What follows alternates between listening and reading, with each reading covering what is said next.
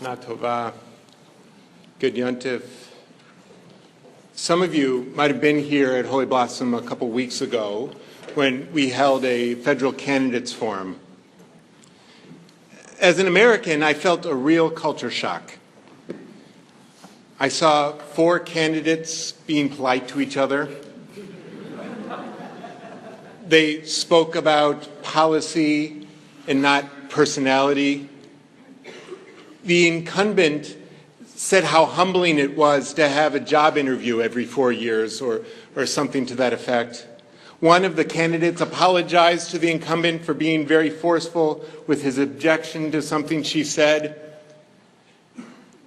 Now, the people who were there might have seen something else, as I've heard from Canadians that Canadian politics is becoming more American, but I sure didn't see it on display there.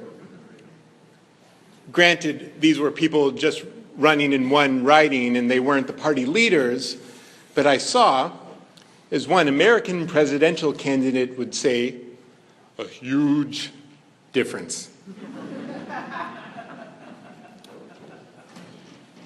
What really struck me was the humility of the candidates.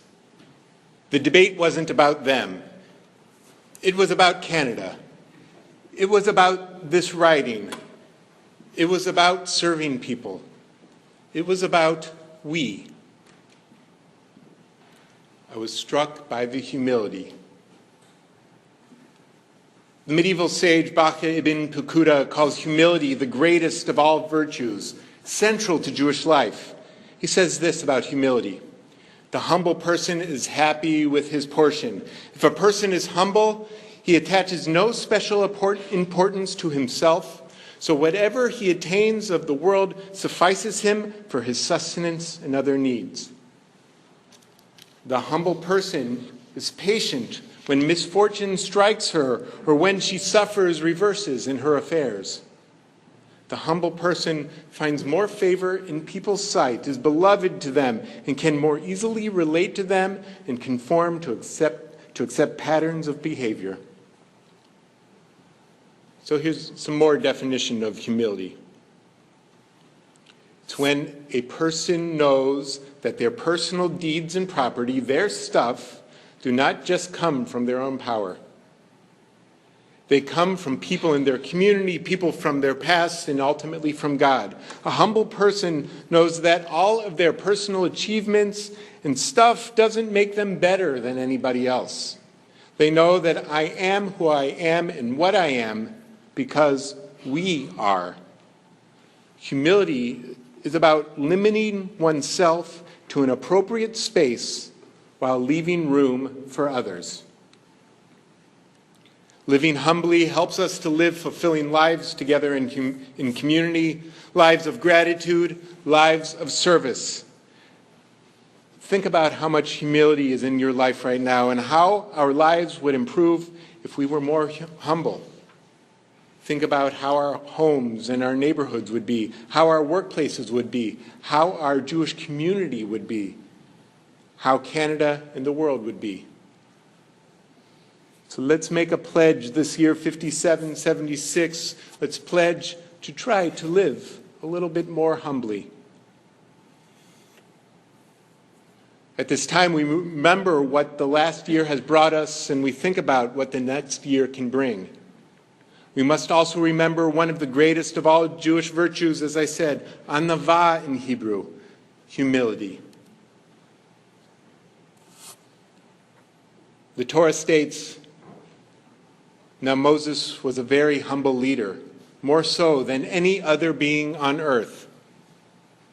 And if Moses isn't big enough, the great Torah commentator Rashi tells us that God is the most humble of all. Rashi said that God talked with the angels and said, let us make humans in our likeness. Here's what's interesting. If it's not always about me with God, it shouldn't be with us. Our tradition is filled with great stories, with excellent examples of humility. One is about Rabbi Akiva, one of the most important of our ancient Talmudic sages. Rabbi Akiva had a beautiful pearl. And he wanted to sell it to support his academy and his students. So he and his students went to the market to find a buyer. A man in rags came up to Akiva and said that he would buy the pearl. He asked Akiva and his students to follow him home to get the money. Now the students were skeptical, but Akiva had them follow. When they got to the house, they were shocked. It was a huge mansion with many servants who brought in amazing lunch. After lunch, the man paid for the pearl. Akiva said, "I don't understand. You're obviously a very rich man. Why do you hang out in the market in rags?" And the man replied, "All of this that I have, all my wealth, is temporary. Today I'm rich, and tomorrow I might lose everything. No one should be arrogant and boast of their riches. I hang out in the market in rags with the beggars to remind myself to be humble, to remind myself that as a man I am no different than the poor." Rabbi Akiva blessed his host for his wisdom and his humility. Humility helps us view the world realistically. The whole world is not about us. We are part of the community of humanity. We, individually, are not the center. This is a very important lesson at this season of reflection and repentance, the season of teshuvah. For us to ask forgiveness, for us to right our wrongs, we need to realize that it is not about me, me, me. For us to forgive, we need to realize that it's not about me, me, me. Humility is needed to repair relationships, families, and communities. But can we be too humble? When I was a kid, I remember one Kol Nidre Eve when the rabbi recited the opening prayers. He threw himself on the floor before the open ark and cried out, "Oh God, I'm nothing. Please forgive me."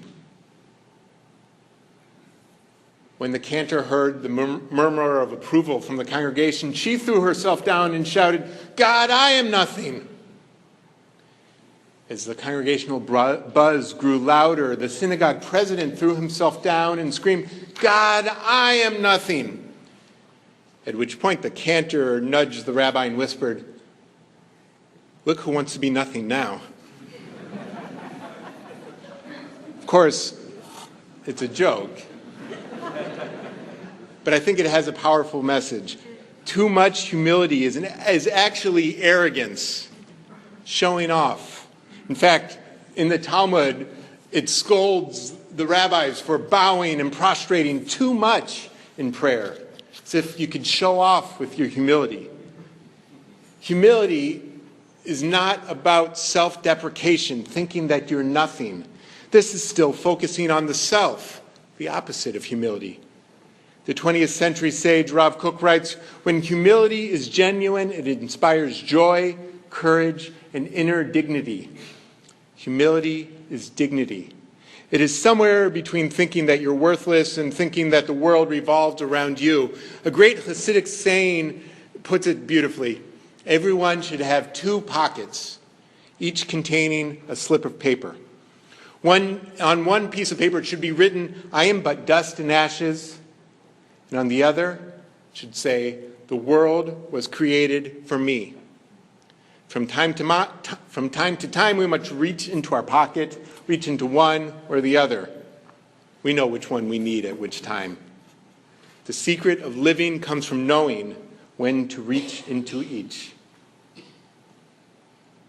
One more story, and again from a Hasidic Rebbe. The Rebbe of Belz was having lunch with a poor visiting rabbi. The Rebbe was telling stories about the greatness of his ancestors.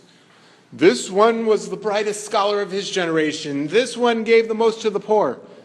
The visiting rabbi was surprised, and he said, "Rebbe, how can a man such as you, a great man such as you, be so arrogant about your ancestors? Isn't it enough for a Jew to be good and pious in their own right?" So the Rebbe answered, "Please, don't misunderstand me. I am not arrogant because of my ancestors. The opposite is the case. I am humbled. By talking about my ancestors, I see how I need to strive to be like them. I am humbled by and grateful for the legacy they left. If one thinks that they are greater than their ancestors, they think that they are self-made men, and that leads to vanity. I'm humbled by the founders of this congregation, more than 150 years ago, planted the seeds to where we are sitting right now. The generations of rabbis, the generations of Jews who came before us. We're sitting here because of them. We're building a beautiful building here, but we're not building it. They're building it.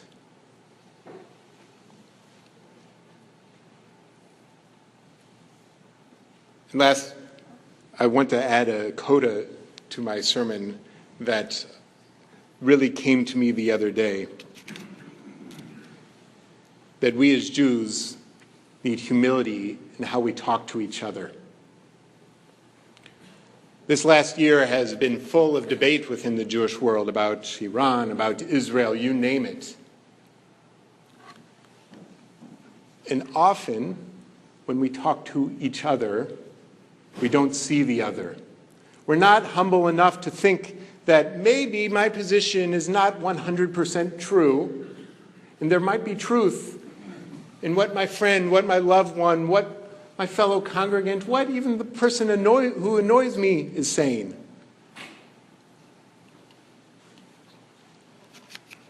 There was recently an email to a rabbi just because the rabbi took a position that the other person didn't like, and this person used, I'm just quoting one line, "You are a fraud, a fool, and a Jewish Uncle Tom. You are a man who is betraying the people you swore to serve. I hope that you are proud of yourself." That is not a statement of humility. It's a statement of fear, and it's a statement of arrogance. Our tradition loves debate. But in fact, the Talmud is filled with thousands upon thousands of debates, but very few resolutions. The rabbis were humble enough to keep in the minority opinions, to listen to all sides, to debate what they felt was the truth, but recognizing that ultimately we do not have the full truth. In fact,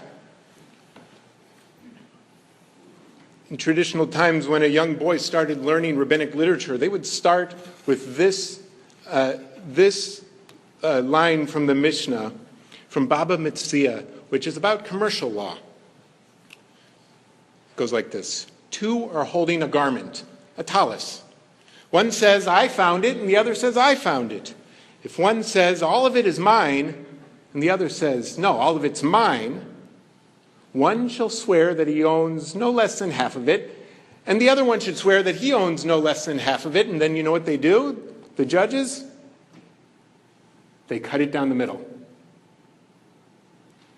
Now, this is a law about property, but I think it's a beautiful statement about humility, about how we talk to each other. Humility is a virtue that should be emulated. In order to forgive and to atone, we must be humble. We must learn to balance humility with pride.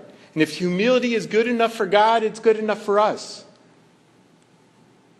We need to remember to be humble with our words, to be humble before the other who is standing across from us. Humility can extend the life of the Jewish people for centuries. Shana Tova.